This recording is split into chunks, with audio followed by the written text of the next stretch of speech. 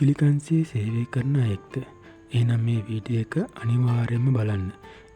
ETF හෙවත් සේවා නියුක්තිකයන්ගේ භාරකාර අරමුදලෙන් ඔබට ලැබෙන සුබසාධනය පිළිබඳව ඔගොල්ලෝ නොදන්න තොරතුරු ටිකක් තමයි අද අපි අරගෙන ඇවිල්ලා තියෙන්නේ.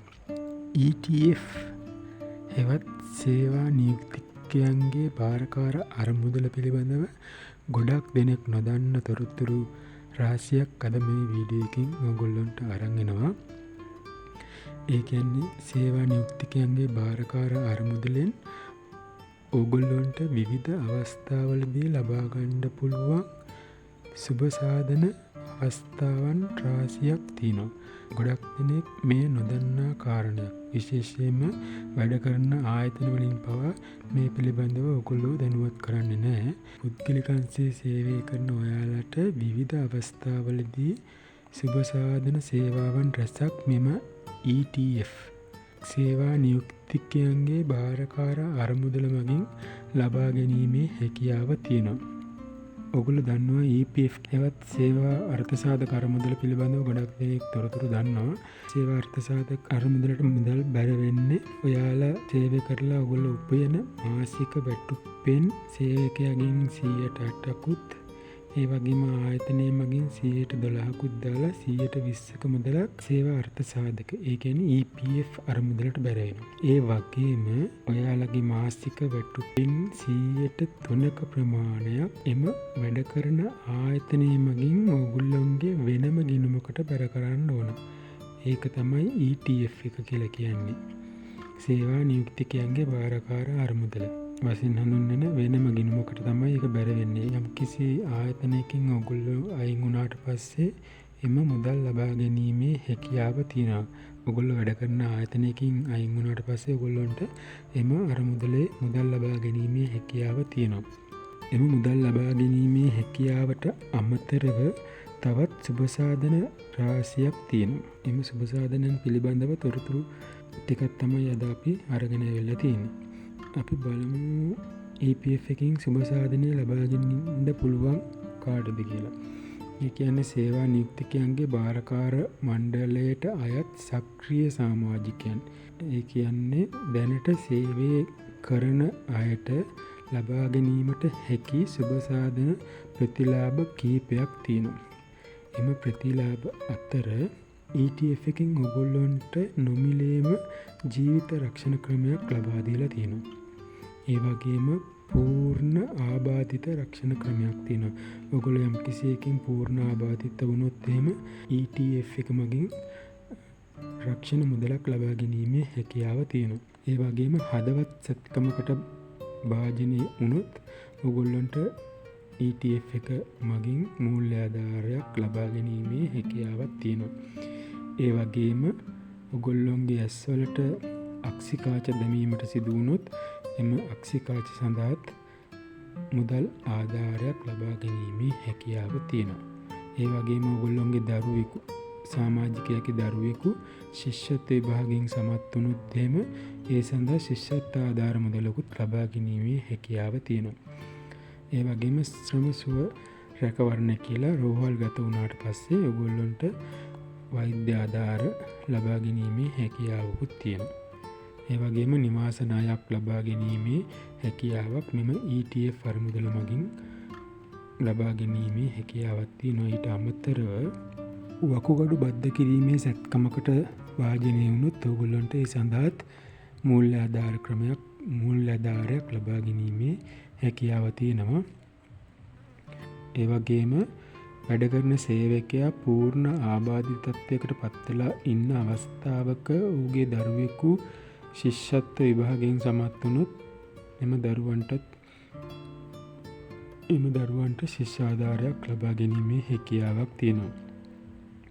ඒ වගේම උසස් පෙළ විභාගයෙන් දරුවෙකු සමත් වුණොත් එම දරුවන් සඳහාද ශිෂ්‍යත්ව ආධාරයක් ලබා ගැනීමේ හැකියාව තියෙනවා. මේ වගේ ප්‍රතිලාභ රාශියක් මෙම ETF අරමුදලින් ලබා ගැනීමේ හැකියාව තියෙනවා. ඒ පිළිබඳව නොදන්න අය ගොඩාක් ඉන්නවා. නොදන්න අයගේ දැනුවත් කිරීම සඳහා තමයි මෙම වීඩියෝ කරගෙන ආවේ.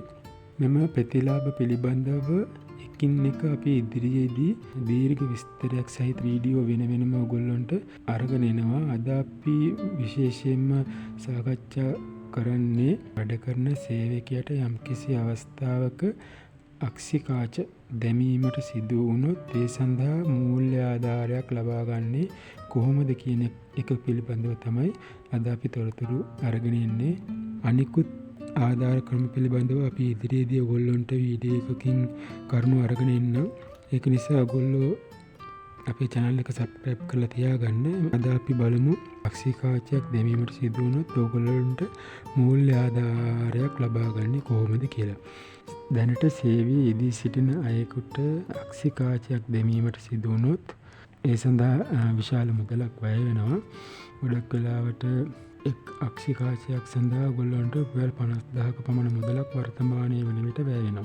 ඒ සඳහා දැරීමට වන වියදමට ඔයගොල්ලන්ට සහනයක් ලබා දීමට ETF අරමුදලින් ඔයගොල්ලන්ට යම් ප්‍රතිලාභයක් ලබා ගැනීමේ හැකියාව තියෙනවා. ඒ කියන්නේ ඔයගොල්ලන්ට අක්ෂිකාචයක් බද්ධ කිරීමට සිදු වුණොත් එක් ඇසකට රුපියල් 25000ක උපරිමයකට යටත්ව ඇස් දෙකේම කාච දාන්න සිදු වුණොත් ඔයගොල්ලන්ට රුපියල් 50000ක මුදලක් ප්‍රතිලාභයක් වශයෙන් ලබා ගැනීමේ හැකියාව තියෙනවා. ඒ සඳහා ඔයගොල්ලෝ එම සල්්‍ය කර්මය කිරීමෙන් පසුව පිළිකන කීපයක් ඉදිරිපත් කිරීමෙන් අනතුරුව ඔයගොල්ලන්ට එම මූල්‍ය ආධාරය ලබා ගැනීමේ හැකියාව තියෙනවා. ඒ අනුව අපි බලමු එම අක්ෂිකාචය දැමීමෙන් පසුව ඔයගොල්ලන්ට සේවා නියුක්තිකයන්ගේ භාරකාර අරමුදලෙන් මුදල් ලබා ගන්නේ කොහොමද කියලා. එතකොට ඔයගොල්ලන්ට මෙම ශල්‍ය කර්මය දේශීය වශයෙන් රජයේ හෝ පුද්ගලික රෝහල් වලින් කරගැනීමේ හැකියාව තියෙනවා. එතකොට එක් අක්ෂිකාචයක් සඳහා ඔයගොල්ලන්ට උපරිමය රුපියල් එක් ඇසකට උපරිමය 25000ක මුදලක් ලබා ගැනීමේ හැකියාව තියෙනවා. ඇස් දෙකටම කාච දැම්මොත් එහෙම ඔයගොල්ලන්ට රුපියල් 50000ක මුදලක් එම අරමුදල මගින් ලබා ගැනීමේ හැකියාව තියෙනවා. මේ සඳහා ඔයගොල්ලෝ අයදුම් පත්‍රයක් ඉදිරිපත් කරන්න ඕන සේවා නියුක්තිකයන්ගේ භාරකාර අරමුදලට. ඒ ඉදිරිපත් කරනකොට අක්ෂිකාචය මිලදීගත් බිල අනිවාර්යයෙන්ම ඔරිජිනල් බිල් එක ඔයගොල්ලෝ අතේ තියෙන්න ඕන. ඒක නිසා ඔයගොල්ලෝ යම්කිසි අවස්ථාවකදී ඒ වගේ අවස්ථාවකට මුහුණ දුන්නොත් අනිවාර්යෙන් මතක තියාගන්න අක්ෂිකාචය ලබා ගන්නා බිලෙහි මුල් පිටපත අනිවාර්යෙන් ඔයගොල්ලෝ ළඟ තියාගන්න. ඒ වගේම රෝහල මගින් නිකුත් කරන රෝග විනිශ්චය කාඩ් පත DT කාඩ් එක, ටිකට් කපු කාඩ්, ඒ වගේම ඔයගොල්ලෝ පරීක්ෂණය කරපු වෛද්‍ය වාර්තා වගේ දේවල් පරිස්සම් කරලා තියාගන්න. අනිවාර්යයෙන්ම DT කාඩ් එක, රෝග විනිශ්චය කාඩ් පත අනිවාර්යයෙන්ම සේවා යෝජකයාට ඉදිරිපත් කරලා මුල් පිටපත ඉදිරිපත් කරලා එහි පිටපතක් සහතික කරගෙන සේවා නියුක්තිකයන්ගේ භාරකාර අරමුදලට එම ලිපිගොනුවත් සමග ඉදිරිපත් කරන්න ඕන. ඒ වගේම ඉදිරිපත් කරන්න ඕන ලිපිගොනු කීපයක් තියෙනවා. ඒ ලිපි අතර සේවා යෝජකයා විසින් සහතික කරන ලද සේවකයාගේ කියන්නේ ඔයගොල්ලෝගේ හැඳුනුම් පතේ ඡායා පිටපතක් වැඩ කරන ආයතනය මගින් සහතික කරලා ඉදිරිපත් කරන්න ඕන. ඒ වගේම පිමුලින් කිව්වාගේ රෝහලෙන් නිකුත් කරපු DT කාඩ් එක, රෝග විනිශ්චය කාඩ් පත සේවා යෝජකයා සඳහා සේවා යෝජකයා විසින් සහතික කරලා ඉදිරිපත් කරන්න ඕන. ඒ වගේම අක්ෂිකාචයේ මිලදීගත් බිල් එකේ මුල් පිටපත ඉදිරිපත් කරන්න ඕන. සේවා නියුක්තිකයන්ගේ භාරකාර අරමුදලේ වෙබ් පිටුවේ ඔයගොල්ලන්ට අයදුම් පත්‍රයක් තියෙනවා. ඒක ඔයගොල්ලෝ පුරවලා බාර දෙන්න ඕන. එහි පළමු කොටස එහි පළවෙනි කොටස සේවකයා විසින් සම්පූර්ණ කරන්න ඕන. දෙවන කොටස සත්කමක් කරපු වෛද්‍යවරයා විසින් සහතික කරගන්න ඕන. ඒ වගේම තුන්වෙනි කොටස තමා සේවය කරන ආයතනයෙන් සහතික කරලා බාර දෙන්න ඕන. ඒ වගේම තවත් කොන්දේසියක් තියෙනවා. සමාජිකයා අවුරුදු 70ට වඩා අඩු විය යුතුයි. යම් කිසියකින් සේවකයා අවුරුදු 70ට වඩා වැඩි වුණොත් අවම වශයෙන් අවුරුදු 25ක සක්‍රීය සමාජිකයෙක් වෙන්න ඕන. අවුරුදු 25ක සේවා කාලයක් තිබුණොත් විතරයි අවුරුදු 70කට වැඩි අයෙකුට මෙම ප්‍රතිලාභ ලබා ගැනීමේ හැකියාව තියෙන්නේ.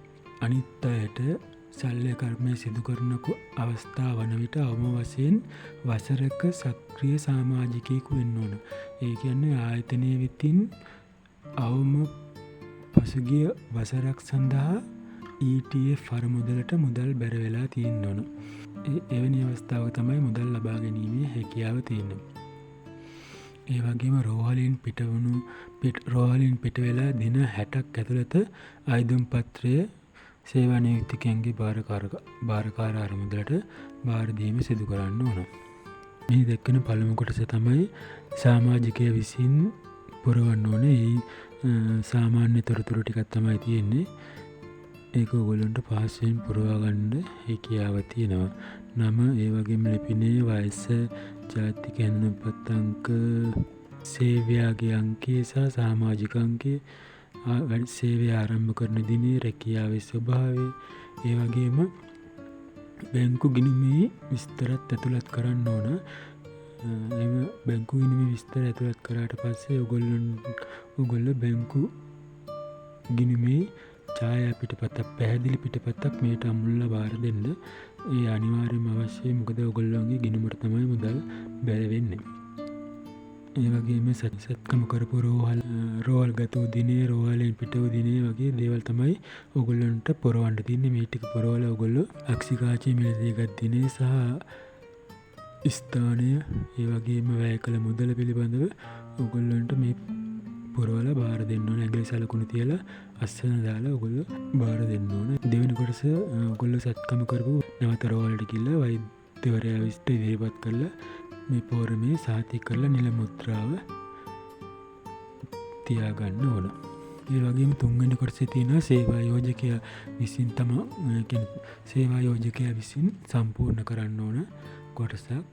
ඒක ඔයගොල්ලෝ වැඩ කරන ආයතනයට දීලා ඒ සම්පූර්ණ කරලා සේවා නියුක්තිකයන්ගේ භාරකාර අරමුදලට බාර දෙන්න. ඔයගොල්ලන්ට ළඟම අයිති ETF කාර්යාලයට බාර දුන්නම ඔයගොල්ලන්ට මුදල් ලබා ගැනීමේ හැකියාව තියෙනවා. ඔයගොල්ලෝ මේ ඉල්ලලා තියෙන ආකාරයට පැහැදිලිව තොරතුරු ඉදිරිපත් කරොත් ඔයගොල්ලන්ට කිසිම අපහසුතාවයක් නැමැතිව මේ මුදල් ලබා ගැනීමේ හැකියාව තියෙනවා. සේවා නියුක්තිකයන්ගේ භාරකාර අරමුදලින් ඔයාලට ලබා ගන්න පුළුවන් අපි මුලින් කියපු සුබ සාධනයන් පිළිබඳව තොරතුරු අපි තවත් වීඩියෝ එකකින් ඔයගොල්ලන්ට අරගෙන ඒවට බලාපොරොත්තු වෙනවා. ඒක නිසා අපේ channel එක subscribe කරලා තියාගන්න. ඒ තොරතුරුත් අරගෙන අපි ඉක්මනින්ම ඔයගොල්ලෝ හම්බ වෙන්න එනවා. බොහොම ස්තුතියි.